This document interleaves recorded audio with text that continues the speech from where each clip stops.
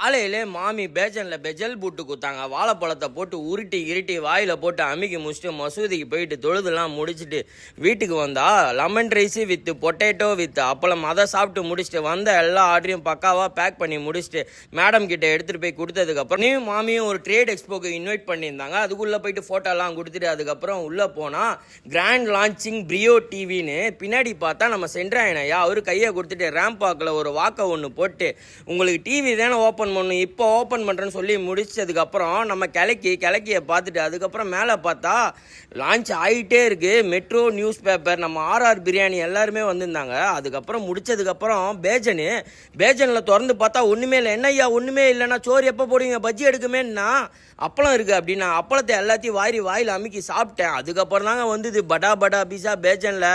நானும் மாமியும் வாங்கி சாப்பிட்டோங்க மட்டன் பிரியாணி கிளக்கி அமுக்குறாப்புல உள்ள. அதுக்கப்புறம் ஐஸ்கிரீமை ஒன்று வாங்கினோம் பாருங்க.